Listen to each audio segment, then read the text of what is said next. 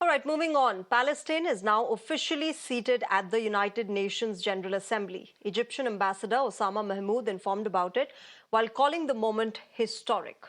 As a result, Palestine will be able to include its representatives on the list of speakers in discussions on Middle Eastern issues and present amendments and proposals. However, Palestine remains an observer state and does not have voting rights in the General Assembly, and it cannot nominate its representatives for various positions within UN bodies and agencies. This Palestinian presence was made possible by a resolution adopted by the UN General Assembly on the 10th of May this year, when 143 nations, including India, had voted on Palestine's eligibility for full UN membership. Israel, meanwhile, has criticized the move, arguing that the decision was influenced by political favoritism. India, remember, has consistently supported the two-nation solution, with External Affairs Minister Dr. S. Jaishankar recently reiterating India's stand on a potential ceasefire in the war and how the country supports it. Over the years, India has provided financial support as well to the tune of $35 million till 2023-24 for UN agencies' core programs and services, including education, healthcare relief, and social services provided to Palestinian refugees. To talk more on this, I'm joined on the broadcast by Ms. Veena Sikri. She's a former ambassador. Ambassador Veena Sikri, good evening, namaskar, welcome to Mirror Now. Ma'am, let me begin first by asking you, now that Palestine is officially in the United Nations General Assembly, it has a placard in front of it that says State of Palestine. How important does it become for Palestine to get such a recognition in a body like United Nations? Well, I think this is a great achievement. It is the result of a 50-year effort. I think it is way back on 14th of October 1974 that the Palestinians really got the first boost in their effort when the UN General Assembly recognized the representative, the PLO, as a sole representative of the Palestinian people, and it recognized the rights of the Palestinian people for self-determination and for sovereignty. And it is this 1974 resolution, which was a starting point, which gave them the boost, because the PLO, being the sole representation, then moved ahead very fast. And in 1988, on the 15th of November, the PLO officially declared themselves as the State of Palestine. So that was in 1988. But then this had to go through the UN all over again. And in September 2012, that is when Palestinians got the status of non-member observer state. So they were non-member, but an observer state. So they got the observer status at the UN, which in fact gave them a very exalted position compared to their earlier position. And today, in May 2024, they're a non-member state. So the term observer has been removed. They're a non-member state, the State of Palestine, and they are now eligible to sit in the UNGA. But of course, we have to recognize that because the UN Security Council has not accepted the recommendation to give them full membership, and this was vetoed by the United States. So the PLO, the State of Palestine, remains only as a non-member state in the UNGA. They do not have the right to vote. And they have a lot of rights. They can bring cases against the people who are taking action. They want to take action against Israel and others, but they do not have the right to vote. So it's a major movement forward. I would say it's the maximalist movement forward for becoming a full member of the UN. Now it's only the Security Council resolution that is holding them back, and that will have to remain till the veto of the United States is removed. But I think this has given them a great deal of strength, a great boost forward. And as our External Affairs Minister has said very clearly, this is a tremendous success for the two-state solution for resolving the Palestinian issue. I think that we now is up to the state of Israel to take it forward. Which is what I was coming to next, Ambassador Veena Sikri. In terms of the war that is happening, does it strengthen Palestine's position at all when we talk about the United Nations on a global platform like the UN? Does it strengthen its position considering the fact that it still remains an observer state? No, it's not an observer state, it's a non-member state. So it hasn't got that full membership, but Okay. it has been upgraded from observer to non-member state. It was earlier non-member observer state, and now it's a non-member Okay. state, like the Holy See and others, which is the maximum position you can get Hmm. without being a full member. Now, I think that it is a big Hmm. political boost for the state of Palestine, and one must recognize that. But as far as the war in the Hmm. Gaza, the Hamas-Israel war is concerned, I think that has to have negotiations to bring it to an end. Hmm. And this need to bring the two together, to bring Israel and Palestine together on a platform, has to be through negotiations. I think here, one more issue we have to recognize is that the question of Hamas as a terrorist organization. I think this is one aspect which has to be dealt with. And of course, we do know that Hamas, even though it is banned by many countries, it is a terrorist, recognized as a terrorist organization. But still, we do know that it has support of many other countries, and whether it's Qatar, Iran, so many other countries are supporting it. Unless this question of Hamas as a terrorist organization is resolved, I do not think we are going to get very much forward on the question of solving or bringing to a peaceful end or bringing even to negotiations the question of the Hamas-Israel war. And I think we have to look at this issue of terrorism very strongly in order to make sure that we can bring this Yeah. question to an end so that Palestine can really take its full position in the Committee of Nations as a full member of the United Nations. Can I also understand from you, Ambassador Sikri, you mentioned the two-state solution. How does it move forward now that Palestine is on board at the United Nations? Would it sort of fast forward the process, if at all? The other side and both the sides agree to it, which hasn't happened and probably will not in the near future. But does this help it at all? Well, it takes it one step forward. So definitely it's a help because the UNGA has unanimously, well, with two-thirds majority, actually 75% majority, has really voted to bring the question of the state of Palestine one step forward, the maximum you can get without the Security Council recommendation being accepted. So I think in that sense, it's a big boost for Hmm. Palestine. But as I said, to end the Hamas-Israel war, Israel has strongly opposed the present elevation of Palestine to the state of to position of non-member state. Israel has opposed it, but now to get to the next stage. To get Israel to accept, there have to be negotiations between Israel and Hamas.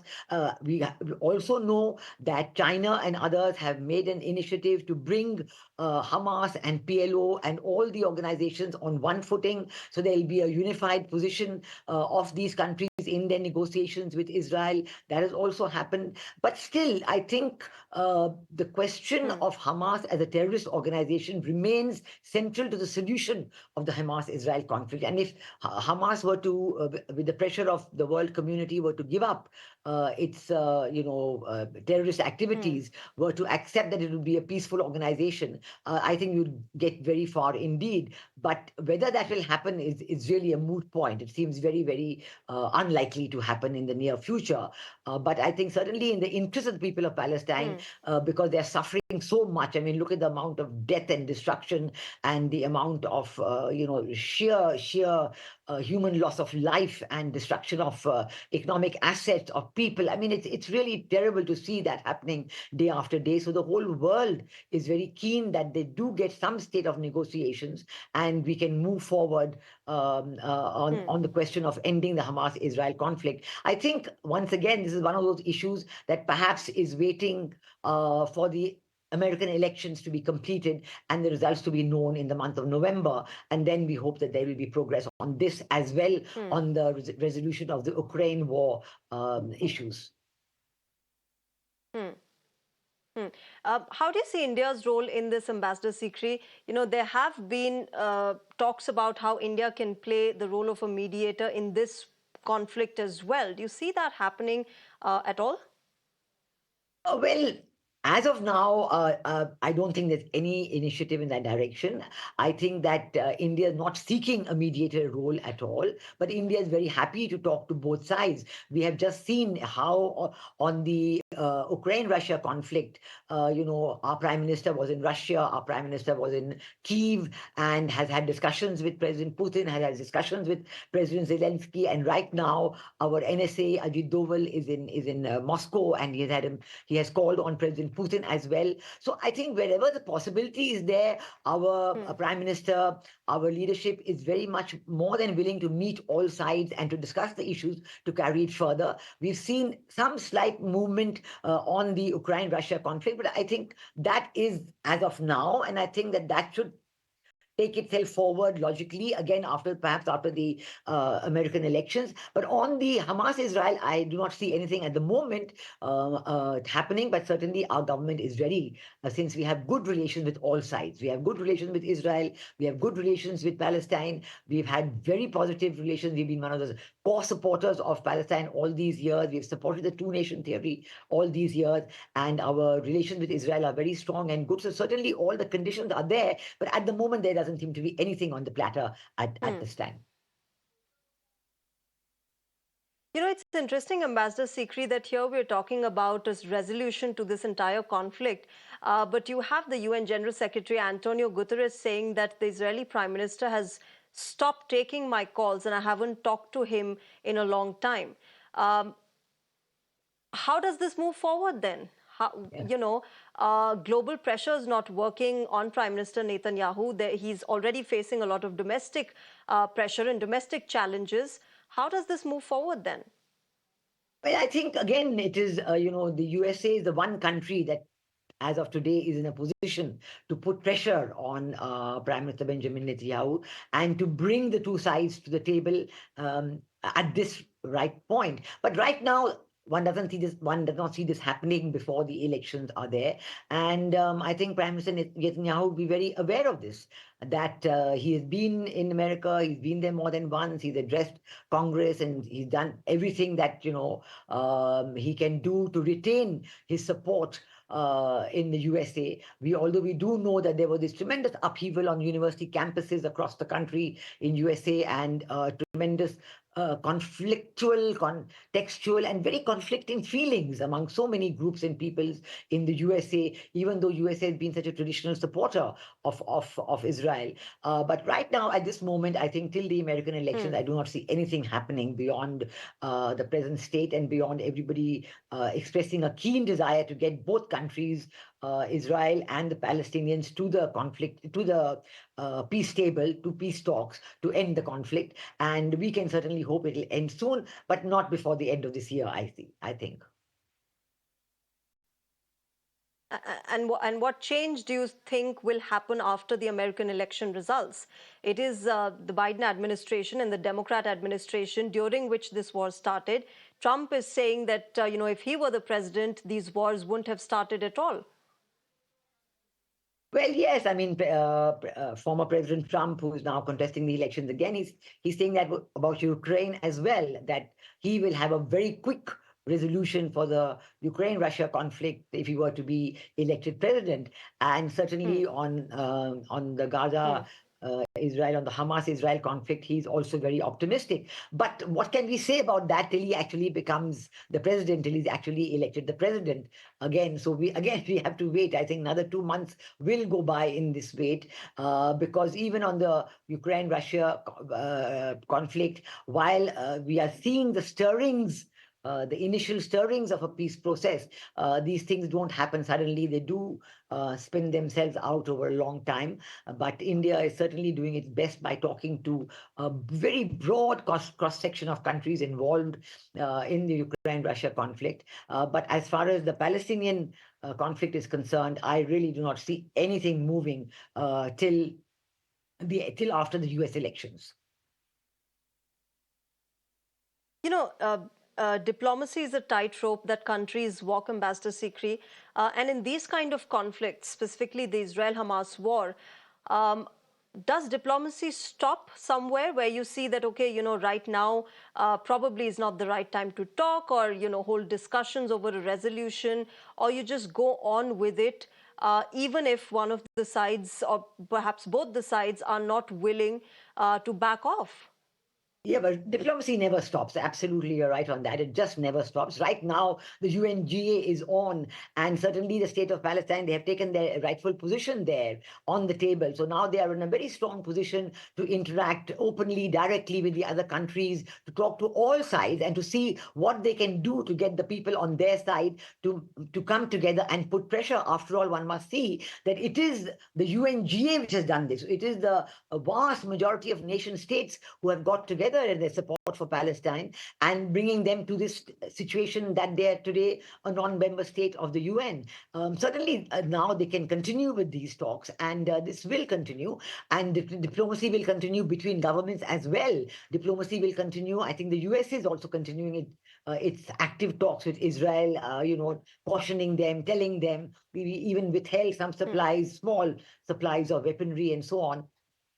So all these efforts continue. Diplomacy really never ends, and you never know from which point the diplomacy may Okay. come up. But I do think that Yeah. the support for Hamas is one factor which does hold back, because terrorism is an issue which the world must recognize. And I think that as long as terrorism is allowed to Sure. continue unchecked and member states are helping terrorist organizations despite all the UN resolutions, there is a problem here. So I think on both sides one has to look at it. Just as like Yeah. one talks about Israel getting support from some member states and so many weaponry supplies from the US, one talks about Hamas getting support from other member states and an equal supply of weaponry and very advanced technological weapons. So I think one has to recognize at one point that it is this supply, finance and Hmm. weaponry. These are the two crucial factors in Yeah. any war, in any conflict, in any terrorist organization. Yeah. So if you cannot cut off the supply of finance and the supply of weaponry and the access to more and more Yeah. advanced weaponry, then how will the conflict end? Because then everyone Hmm. who has access to such Hmm. weaponry Right. will continue to use them, which they think is to their benefit. But in the end, it is not, because it destroys people, it destroys Yeah. homes, and brings no solution at all. Yeah, so I think more than lip service and words, Ambassador Sikri, is, what we want is action on ground, which is implemented. But we'll leave it there. Thank you very much, Ambassador Veena Sikri, for joining us on Mirror Now and sharing your perspective and helping us understand this entire historic move. Namaskar, ma'am. All right, with that, viewers, it's a wrap.